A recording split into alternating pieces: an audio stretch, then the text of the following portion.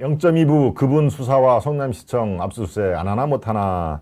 예, 바로 그렇습니다.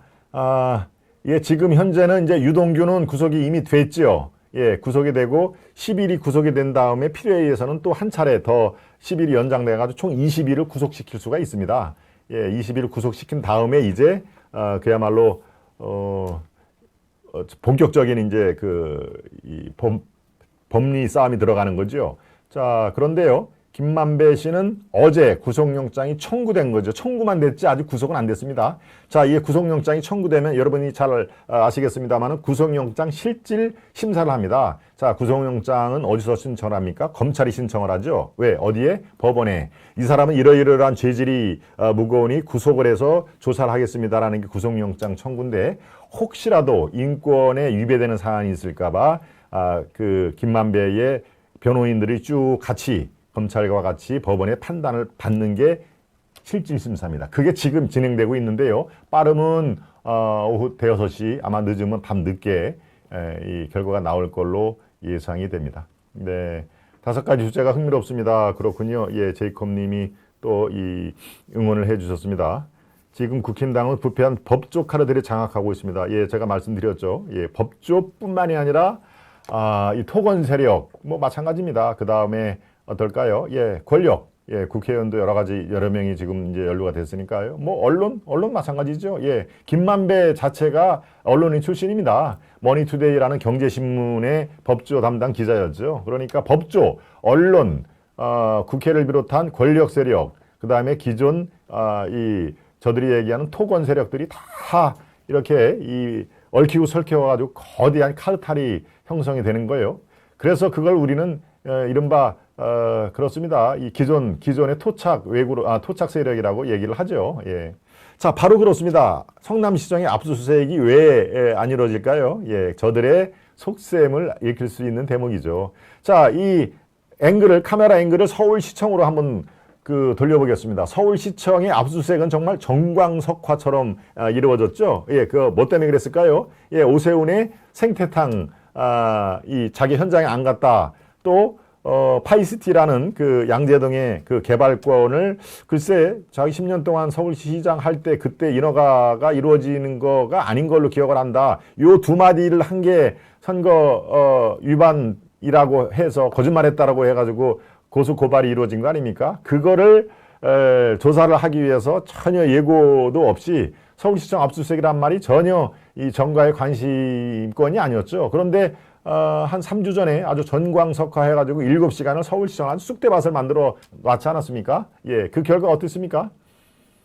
예, 오세훈이 반발을 하고 정말 이 대한민국의 법치가 살아있느냐, 압수수색을 이렇게 하느냐라고 했는데 결과적으로 며칠 전에 혐의 없음으로 결론이 났지 않습니까? 생태탕도 혐의 없음, 그 다음에 파이시티 인허가권 기억이 없다라고 하는 것이 다 선거법에 위반이 안 된다라고 혐의 없음이 결론이 났습니다. 그야말로 무슨 뭐 태산명동의 서일필이라고 그렇게 대대적인 압수수색으로 들어갔는데 혐의 없음으로 이렇게 끝났죠. 그런데 말입니다.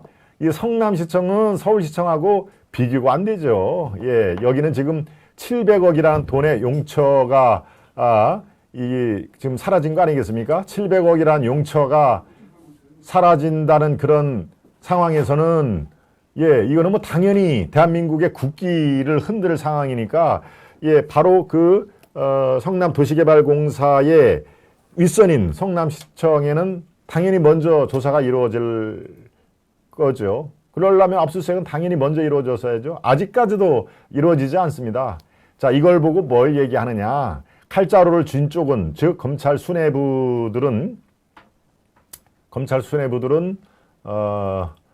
예, 대한민국님이 비교적 많이 아시네요. 우리 대한민국님. 오세훈도 데려가지고 고문이었다는데요. 예, 그렇습니다. 저도 뭐 조금 알고 있습니다만은 오세훈이나 이제 그쪽 데려가지도 제가 좀 알고 있습니다만은 고문이었습니다. 뭐 길지는 않았겠고요. 예, 그렇지만 데려가지고 예, 이 박영수의 이 데려가지고하고 저 지금 얘기하는 오세훈의 데려가지고는 같은 법인입니다만은 글쎄요, 많이 차이가 있죠. 보통 큰 이 로펌에는 고문들이 꽤 많습니다. 작은 데는 한 10명, 좀 큰 데는 한 50여 명 되고 그렇습니다. 김현장이니 뭐 이런 데는 고문들이 뭐 아주 많죠. 전직 장관들, 뭐 총장들 되게 많습니다. 예, 아주 대한민국님은 그쪽에도 꽤 밝으시네요.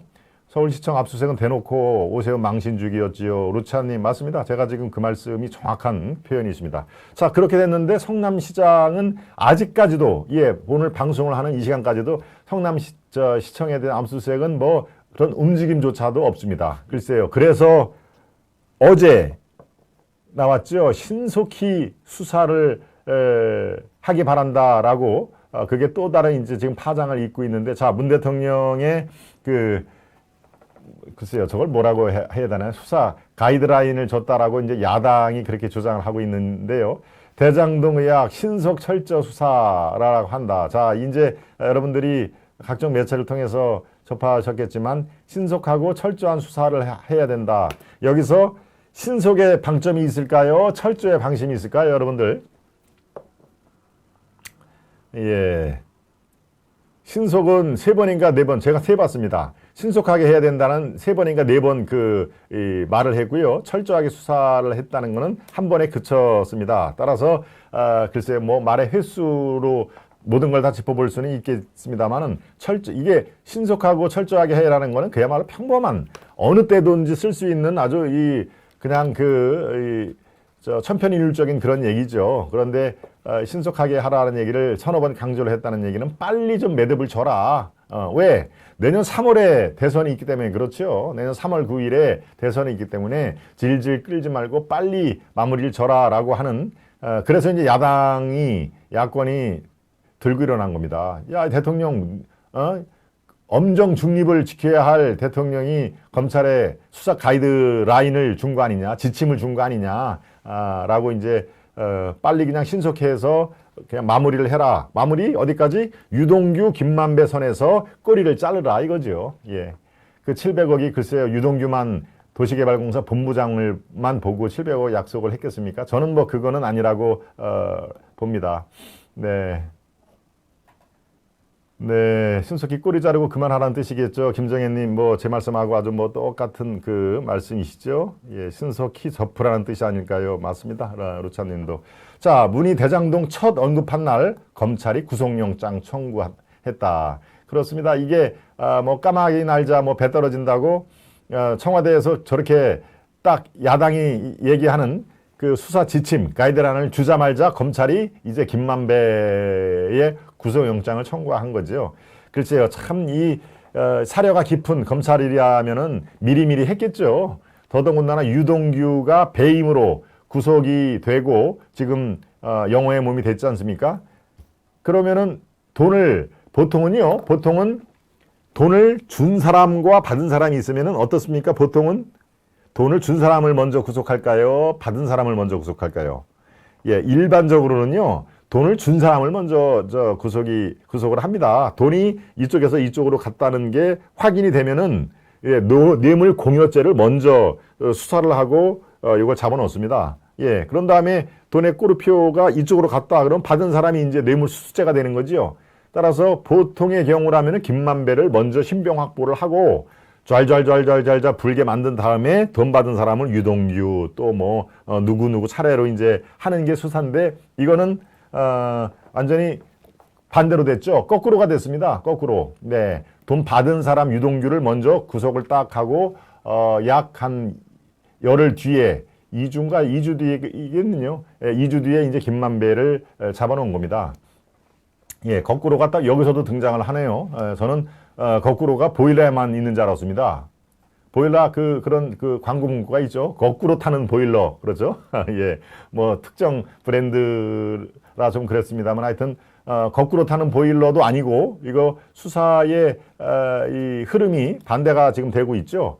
예, 거꾸로 돈을 받은 사람을 먼저 배임으로 지금 구속이 되고 그 다음에 돈 준 사람을 한 2주 뒤에 이렇게 구속영장 청구하는 거는 글쎄요, 일반적인 상규 법조계의 정상적인 그런 프로세스는 아닌데요. 뭐 아무튼 좋습니다. 뭐 불가피한 사정이 있어서 그렇다고 치더라도 원래 화천대유 게이트라는 것이 김만배의 회사 아닙니까? 예, 그렇다면은 상식에 맞게 김만배의 먼저 신병을 확보하고 돈이 700억에 대한 용처, 또 왜 돈을 자기 회사에서 이렇게 현금으로 돈을 빌렸는지 그거에 대해서 쫙 구속 수사를 하고 그 다음에 돈 준 사람을 줄줄줄줄 이제 잡아놓으면은 그게 더 효율적인 그런 그 수사의 기법 같은데 아무튼 여기서는 거꾸로 타는 보일러가 되고 말았습니다. 유동규 김만배가 1163억을 배임을 공모를 했는데요. 바로 이렇습니다. 제가 지금 이 성남시청은 반드시 이게 압수수색이 미리 늦어도 한참 늦었다. 미리 수색을 해야 된다라고 하는 것이 바로 유동규와 김만배가 1163억 배임을 공모했다. 이게 공소장에 나오는 얘기입니다. 예, 제가 얘기하는 게 바로 우리 프로그램은 이런 팩트를 갖고 공소장이면은 거의 90% 이상이면은 팩트가 됩니다. 왜? 이걸 갖고 법원에서 이 법리 다툼을 하는 거니까요. 여기서 최종 인허권자 수사 가능성을 수사를 해야 될 필요성이 있다는 얘기입니다. 최종 인허권자가 누굴까요? 성남도시개발공사 본부장일까요? 천마당 만부당한 얘기죠. 예, 최종 인허권자는 당연히 성남시장이 돼야 됩니다. 그래서 검찰이 배임 손해액을 환수도 검토한다는 얘기거든요. 예, 유동규 김만배로부터 뇌물을 받고 초과이익 조항을 삭대한 그 성남도시개발공사에 손해 끼친 혐의, 제가 말씀을 드린 그대로 우이고요. 유동규가 성남시 윗선에 보고를 했다는 그 여부를 주목을 해야 되기 때문에 검찰이 성남시장 압수수색 수사 가능성, 이제야 이제 압수수색을 해야 되는 거 아니요? 라고 검찰 쪽에서 얘기가 나온다는 것이죠. 예, 2주, 3주 전에 미리 했어야 됩니다. 예, 그래야 김만배라든가 유동규 커넥션을 통해서 다른 돈 받은 사람이라든가 이런 연루된 사람의 그 실체가 더 분명하게 드러나는 것이죠. 자, 요 흐름들을 한번 보겠습니다. 검찰이 파악한 김만배, 유동규의 대장동 개발 사업, 배임 등 공모관계, 이렇게 아주 복잡한 사안이지만 이렇게 한 두세 가지로 이렇게 화살표를 따라가면요. 김만배는 최소 1163원의 배임을 공모를 했죠. 누구랑? 유동규랑. 개발이익 25% 700억 원을 준다고 약속을 했다는 거 아닙니까? 700억 원. 7억도 우리 같은 경우에는 어마어마하게 손 떨리는 금액인데 700억을 그러니까 참 돈 다르게 이 별나라 사람들인 것만은 분명하죠. 예, 이미 5억 원을 전달을 이미 했다는 것이죠. 유동규가 받았다고 시인을 했습니다. 그럼 유동규는 뭐 했냐? 사업자 선정과 초과 수익 독점 조항을 승인을 했다. 승인을 자기가 했을까요? 아니죠. 승인은 뭐 당연히 도시개발공사 차원에서 하는 게 아니죠. 그렇습니다. 여기 이제 뭐 곽상도 얘기가 나오고 하는데, 자, 이 둘 중에 유동규는 이미 구속이 됐고, 김만배는 오늘 지금 이 순간에도 구속영장 그 실질심사가 진행 중인데 오늘 저녁 늦게라든가 그 결과가 나오고, 예, 제가 기회가 되는 대로 다시 또 덧붙이는 말씀을 드리도록 하겠습니다.